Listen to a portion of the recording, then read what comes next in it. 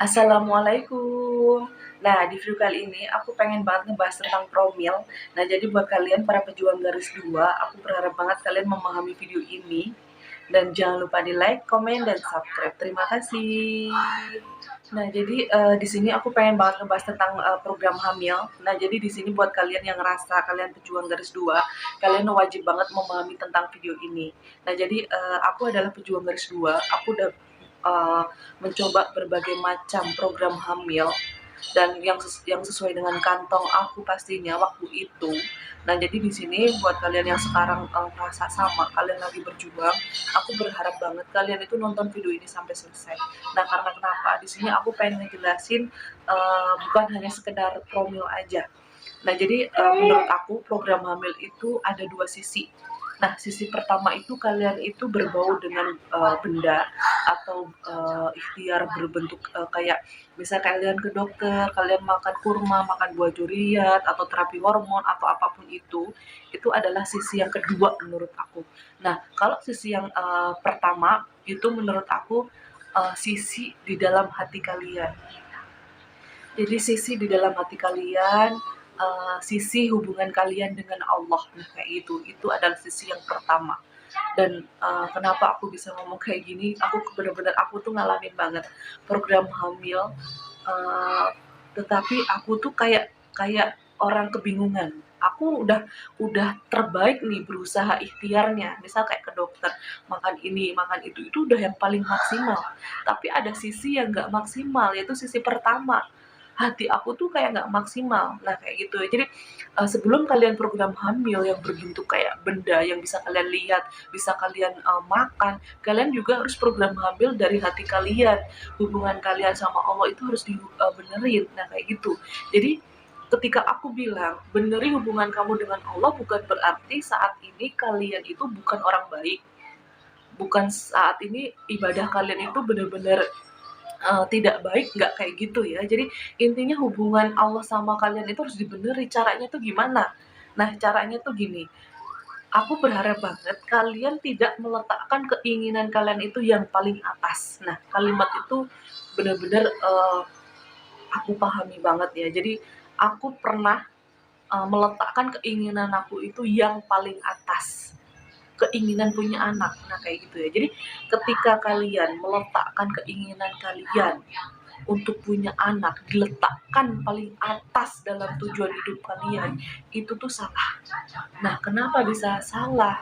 Padahal kalian ngerasa aku ibadah udah beribadah, aku udah berikhtiar, udah yang paling maksimal ibadah, sholat Jumat, sholat duha, sholat tahajud. Nah kalian udah melakukan hal itu.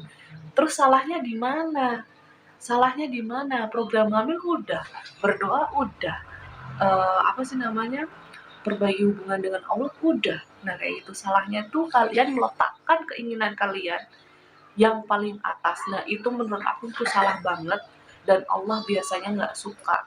Nah kayak gitu ya. Jadi buat kalian yang belum paham, aku jelasin lagi. Jadi meletakkan keinginan kalian yang paling atas tentang punya anak tuh gini.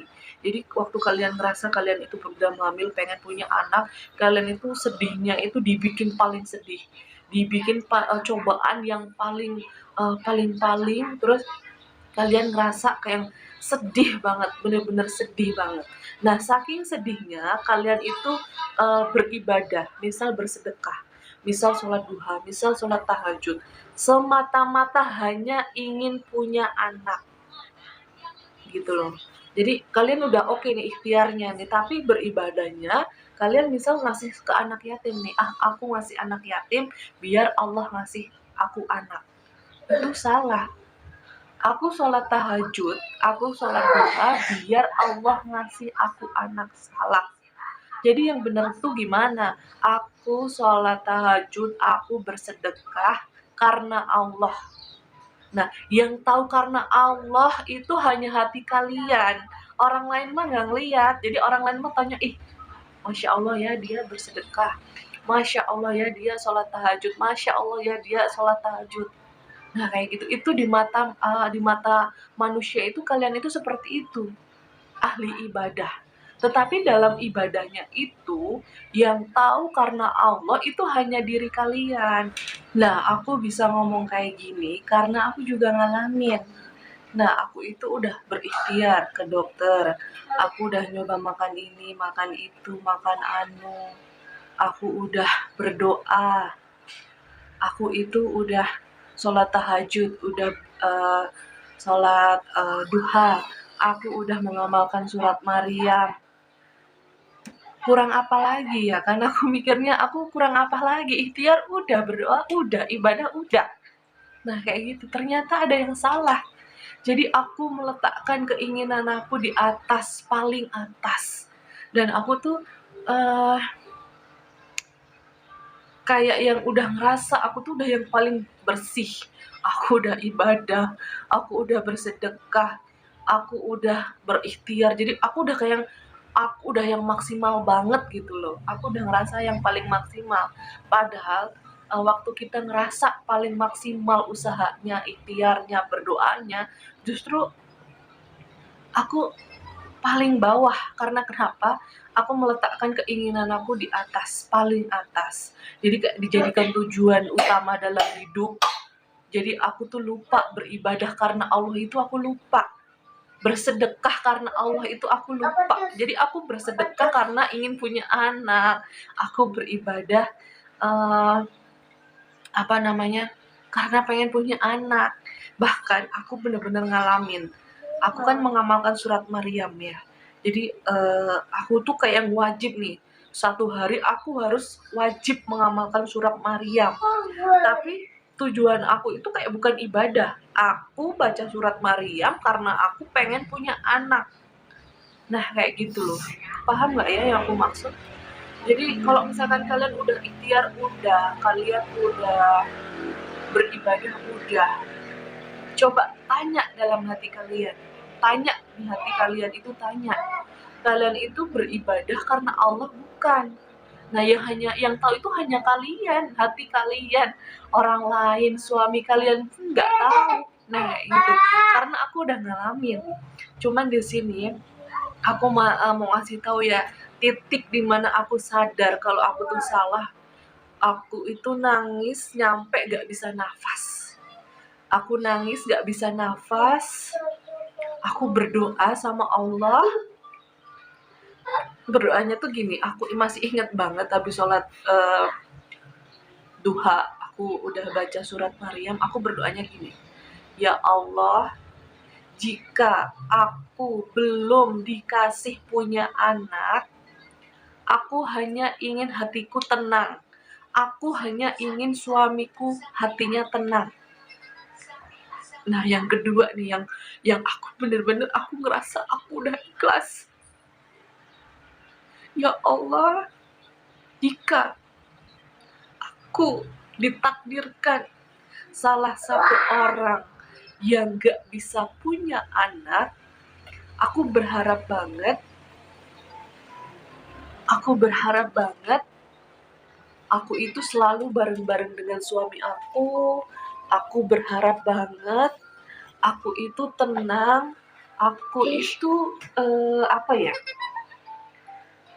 terus bersama sama suamiku. Nah, kayak gitu. Itu doa yang aku panjatkan waktu itu. Bintang kentut. Mami bikin video dulu ya. Nggak mau. Kok nggak mau sih? Bintang baru bangun tidur. Ini nih anak aku yang bener-bener dari hasil doaku, dari hasil ikhtiarku, kayak gitu ya. Jadi di sini aku cuma mau ngasih tahu ya, program hamil itu bukan hanya kalian berikhtiar kesana kemari, bukan. Tapi kalian tanya diri kalian itu ada yang salah enggak? Nah, kayak gitu loh. Ada yang salah enggak? Dan biasanya ketika di akhir kalian udah menyadari, di akhir kalian sudah paham, hati kalian itu bakalan enak banget. Dan kalian tuh ngerasa ikhlas, ngerasa nyaman.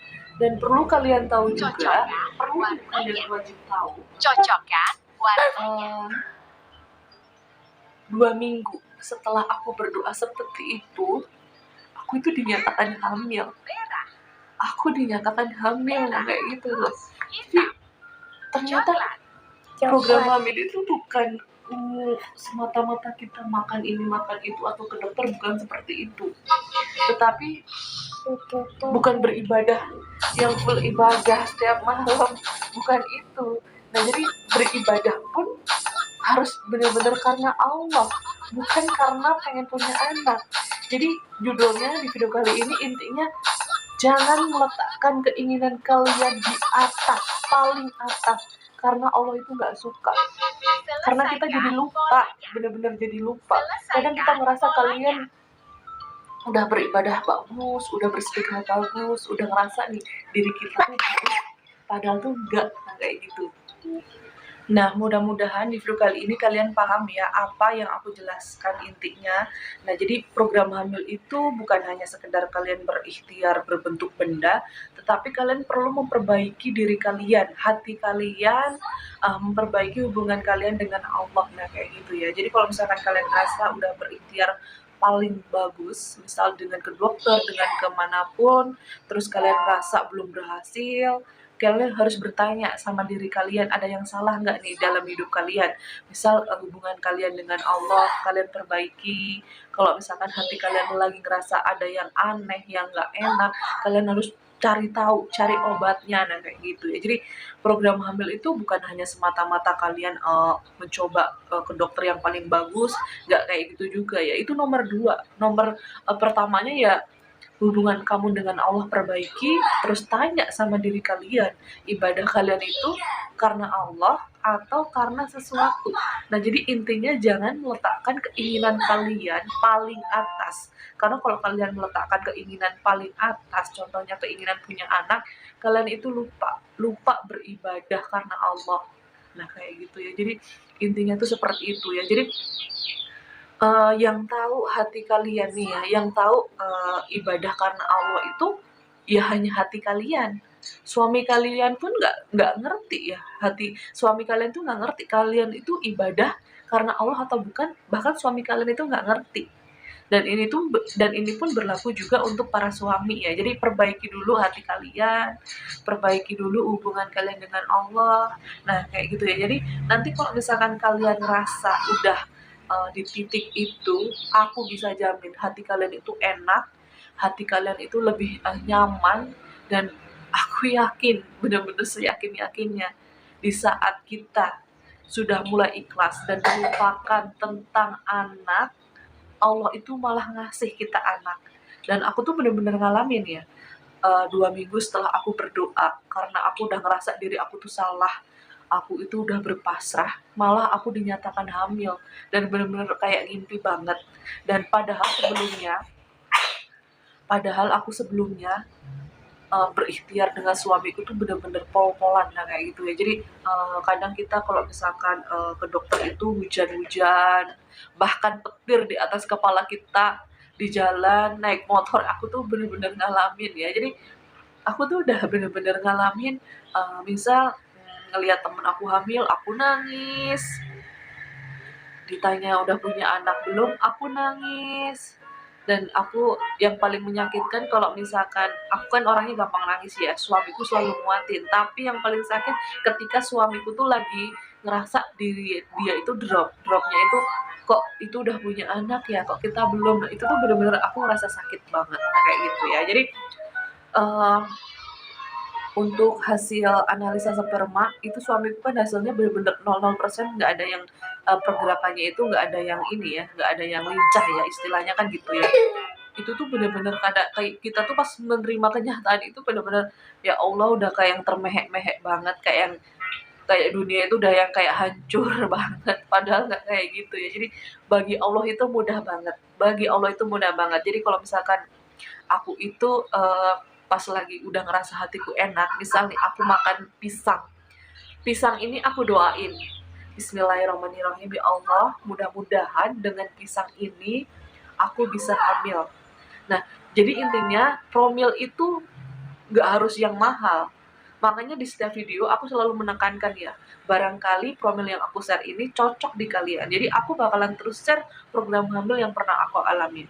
Barangkali cocok di kalian. Nah, salah satunya ya kita nggak pernah tahu.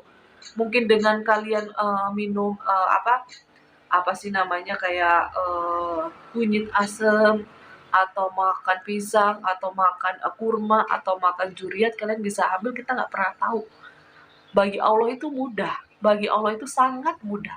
Jadi mintalah sama Allah yang pertama, yang kedua ya kalian berikhtiar. Nah kayak gitu. Jadi kalian berdoa tanpa ikhtiar juga salah.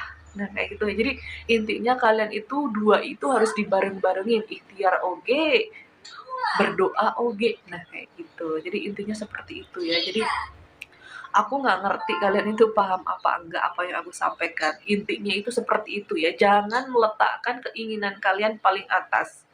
Karena itu bisa bikin kalian lupa. Dan Allah itu nggak suka. Jangan merasa kalian udah ahli ibadah. Udah ngerasa kalian udah ikhtiar paling maksimal. Tetapi tanya dalam diri kalian, ada yang salah enggak?